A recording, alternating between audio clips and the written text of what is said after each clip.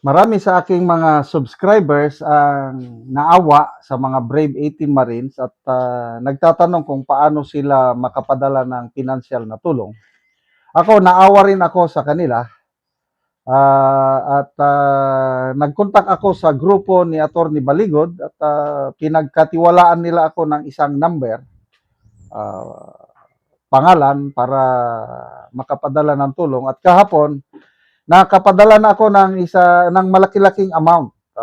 Hindi ko na lang banggitin yung exact amount. Sweldo ito sa ating YouTube channel. Kaya in a way, kayong mga nanonood sa akin, nakapadala na rin. Basta manood lang kayo sa akin. Every end of the month, ang decision ko, magpadala ng tulong sa Brave 18 Marines. Sa mga nagtatanong na paano sila makatulong sa Brave Marines, dito kayo magpadala. 0916-90-00997. GCash number ito, Mirna ang pangalan niya.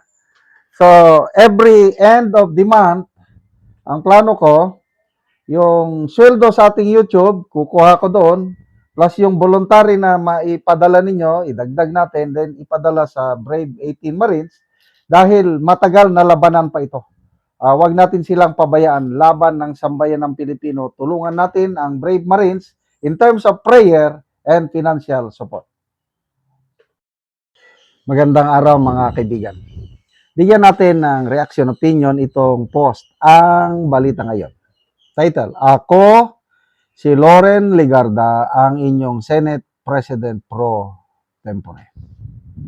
Sa gitna ng nagpapatuloy na sigalot sa liderato ng Senado, iginiit ni Senadora Loren Legarda na siya pa rin ang lehitimong Senate President pro tempore sa kabila ng naging reorganisasyon sa mataas na kapulungan. Sa isang video message na inilabas ngayong Hunyo 6, diretsahang kwestiyon ni Legarda ang naging pagtalaga sa bagong Senate pro tempore Senate Secretary at Sergeant at Arms sa Senado.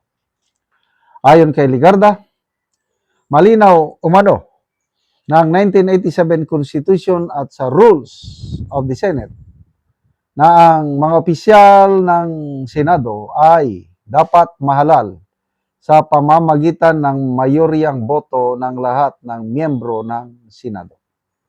Sabi niya, the Senate shall elect its president by a majority vote of all its members.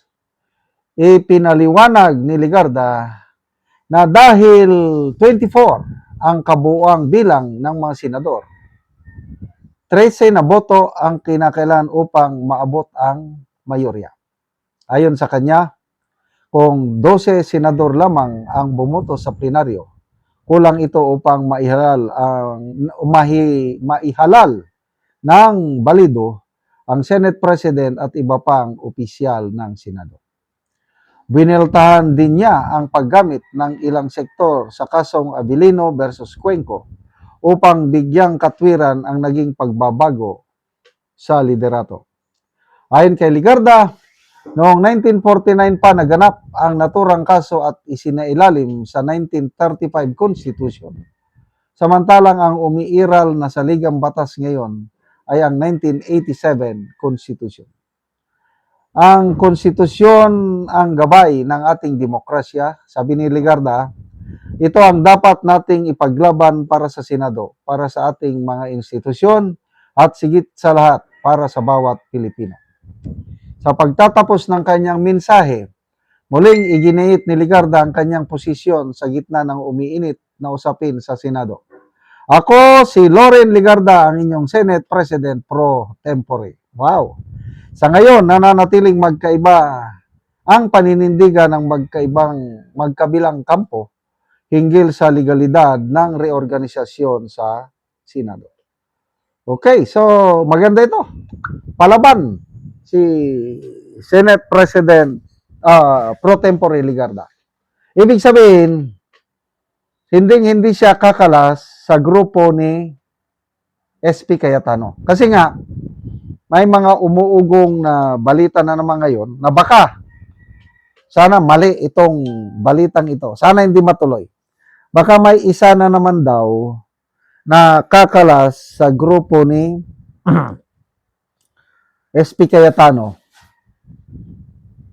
Dahil nga, alam nyo na, yung nangyari kay Jinggoy,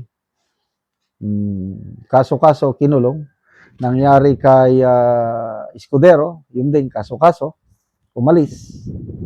Kaya naging 12-12 na lang ngayon ang mga kapwa magkabilang panig, 12-12.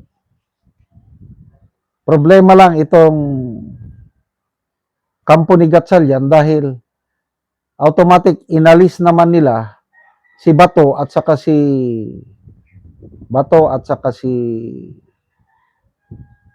Jinggoy na nung panahon ni Senator Lacson, dapat alam ito ni Lacson dahil siya nagtago rin siya nung kapanahonan niya, panahon ng Arroyo administration. Hindi naman siya natanggal sa roster ng Senado nung nagtago siya. So, bakit pwede kay Lacson na magtago at hindi siya matanggal sa roster ng senador? Bakit ngayon si Bato tinatanggal na nila? Di ba? Double standard sila eh. O ito naman si Jinggoy na nakulong. Bakit nung panahon ni De Lima nakulong? Nakaka-participate pa rin sa Senate deliberation si De Lima online. Hindi siya natanggal bilang senador. O bakit? Pwede noong panahon ni De Lima, nakakulong. Ngayon, nakakulong si Jinggoy, tinanggal nila kagad. Kaya mali itong ginagawa ng Gatchalian Black na 22 na lang daw ngayon ang senador. Kaya dahil 22, pwede na yung 12 naging majority na. Maling-mali. Ang hina ninyo sa math. Isa pa, yung Abilino Cuenca doctrine na binabanggit nila, yan nga, paliwanag ni Senator Ligarda na 1935 Constitution ang basihan. Wala na ngayon ang 1935 Constitution. Ano na yun? Na-archive na yun. Dapat ang masunod, 1987 Constitution. Anong nakalagay sa 1987 Constitution? Dapat majority of all 24 senators. So, hindi applicable yung Abilino Cuenca Doctrine. Salamat mga kaibigan sa inyong pagsubaybay sa channel na ito. Nakakatulong kayo ng malaki sa tribong Talandig ng Bukidnon dahil ang income natin sa channel na ito is pantulong po sa tribo. Namimigay tayo ng libreng yero at pako para makapagpatayo sila itong tribo ng mas maayos na tirahan. Panoorin nyo ang video na ito. Mo na ni si tatay ang natagaan na mo gero. Sin, pinalangin sa Ginoo. So muna ni ang iyang pag-aatupan. So mura ni ang balay ni tatay. Sa gitagaan na mo og gero, so muna ni ang iyang gipuy-an. So karon nagpatindog siya og bag-ong balay. So muna ni ang iyang kahimtang. Muna ni intawon ang iyang kaldero gamay kaayo. Balunan lang dayon og isa ka naninggipoy ani tatay. Nagpatukod siya og bag-ong balay. Muna ni. So pag gid niya nauman kay siya ra man gyud isa ani. Wala pud siya anak nga makatabang.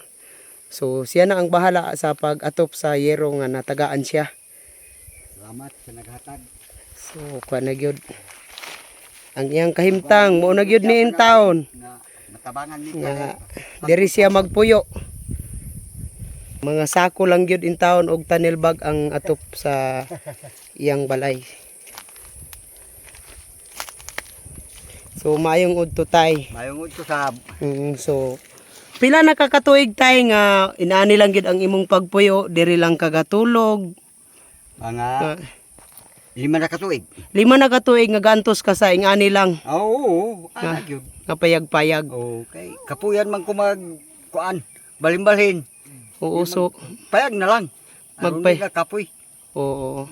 So karon tay natagaan na ka og gero, nakapatindog na ka og bag-ong balay. So di na ka maulanan puhon nga makaatop na ka. Aw dili na gyud. Salamat gyud sa naghatag. Kuan naot nga dugangan iyang grasya panalangin nga maayo atong pagpuyo hangtod-hangtod mag kuan ta mo approve atong kuan kalihukan hangtod-hangtod. Kayo sa nagtabang ani hangtod sa Ginoo nga sagaan mig kuan mayong panglawas hangtod-hangtod ug grasya panalangin sa Ginoo. Salamat kay tay. Salamat. Oo. Oo.